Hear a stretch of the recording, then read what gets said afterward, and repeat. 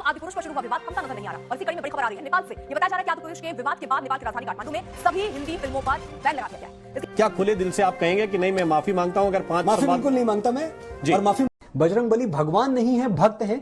हमने उनको भगवान बनाया बाद में।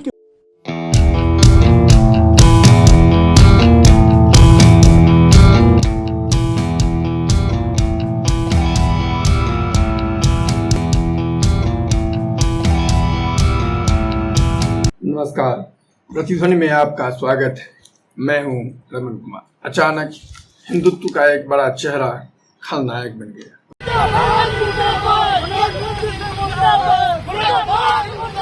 वैसा चेहरा जिसके अनुसार देश का प्रधानमंत्री बिना किसी अपॉइंटमेंट के उससे मिल लेता है। कई मुख्यमंत्री उसके संवाद लिखे सिनेमा को बिना देखे सफलता के लिए शुभकामना दे देते हैं। कल तक वह बड़े बड़े भाषण भारत की सर्वोच्चता का दे देकर स्टार बन चुका था। कवि, लेखक, प्रेरक और न जाने क्या क्या। जी, हम बात कर रहे हैं आदिपुरुष नाम की सिनेमा और उसके पटकथा लेखक मनोज मुंतशिर और उसकी टीम, जो विवाद के पैदा लेते ही मनोज तो शुक्ला बन गए और कल तक प्रमोशन के लिए बड़ी बड़ी डींगे हाँकना वाला देने वाला ऐसा कुतर्क देने लगा कि जय श्री राम के नारे से जिन्हें आपत्ति है वे ही इसका विरोध कर रहे हैं। ऐसा लगा जैसे जय श्री राम का नारा इन्होंने ही गढ़ा हो और इस देश में इससे पहले इसका कहीं जय घोष हुआ ही न हो।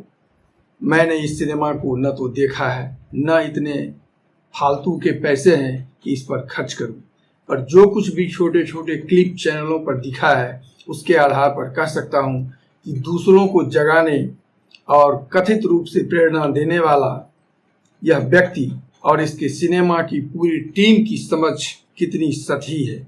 ऐसा नहीं है कि रामायण की कथा सभी रामायणों में एक सी है और रचनाकारों ने कथा में कोई बदलाव या प्रयोग न किए हो।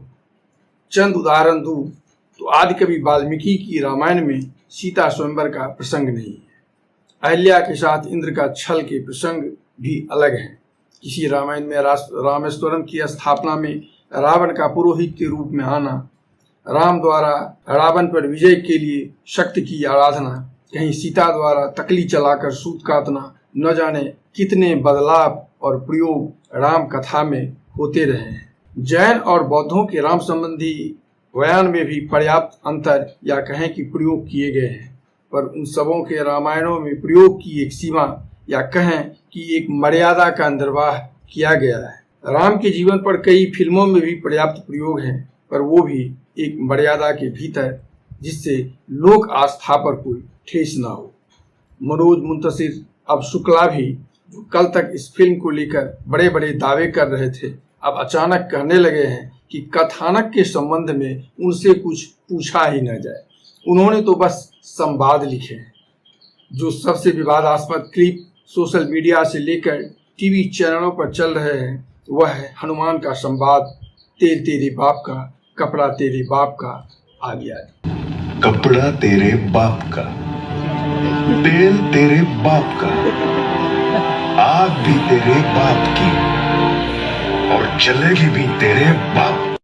संवाद लिखते समय क्या इनका दिमाग बंद था या अपने चप्पल की तरह उसे भी इन्होंने बाहर ही छोड़ दिया था कि जिस हनुमान को तुलसी ने ज्ञानिनाम अग्रगण्यम कहा है उसके मुंह से एक सड़क छाप चौवनिया हीरो सा संवाद कहलवा दिया। सीता के पहनावा में अंग प्रदर्शन का पुट दे दिया। स्वयं राम, जो मर्यादा पुरुषोत्तम है, के वेशभूषा से लेकर चेहरे की भंगिमा तक किसी दक्षिण भारतीय सिनेमा के बाहुबली पात्र सा दिख रहा है। उस पर इसका ढीठपन देखिए कि तमाम कुतर्कों के साथ चैनलों पर लोगों को भ्रमित करने का उसका प्रयास अब भी जारी है। बजरंग बली भगवान नहीं है, भक्त हैं। हमने उनको भगवान बनाया बाद में। क्यों हम ओरिजिनल रामायण से हटे हैं? क्या हमने उसको मॉडर्नाइज करने का कोई प्रयास किया है? क्या हमने कोई अलग टेक लिया है? तो इसका सीधा जवाब ये है देवांग जी, बिल्कुल नहीं। बिल्कुल। फिल्म का नाम क्या है? जैसा कि आपने अभी कहा श्वेता जी, फिल्म का नाम है आदिपुरुष। जब हम आदिपुरुष बना रहे हैं तो पहली बात तो 2-3 चीजें मैं एकदम स्पष्ट कर दूं, मैंने पहले भी कही है और अभी स्पष्ट कर देता हूं। हमने रामायण नहीं बनाई है, हम रामायण से प्रेरित हैं। इस व्यक्ति के बारे में ये तो नहीं कहा जा सकता कि इन्हें इसका पता नहीं था या रामायण के चरित्रों की गरिमा का पता न था। तो फिर गलती कहाँ हुई?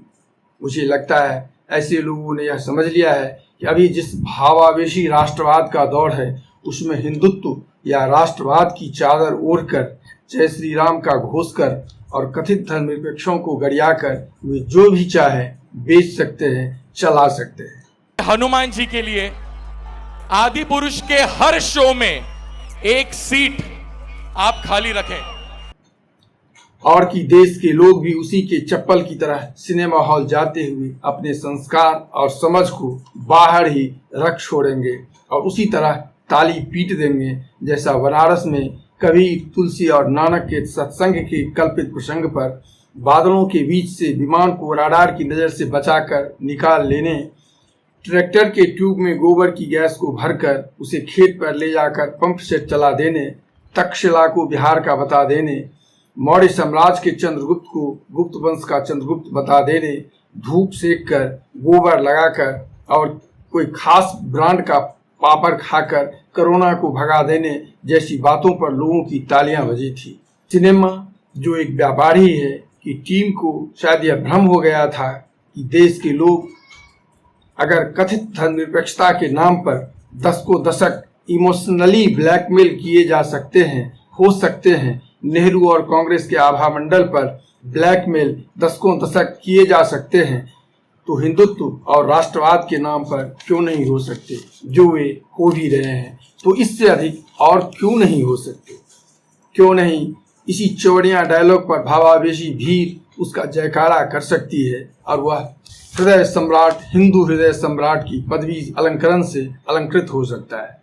पर कथित रूप से यह इतिहासकार, कवि, लेखक और मोटिवेशनल स्पीकर और उसकी टीम यह भूल गई कि लोकमानस अपने कण कण में समाये किसी पौराणिक चरित्र की मर्यादा, लोक आस्था में उनके प्रति समर्पण एक सीमा से आगे न ब्लैकमेल हो सकता है, न किसी को यह करने की छूट दे सकता है और न ऐसा करने वाले को कभी भी बख्शता है।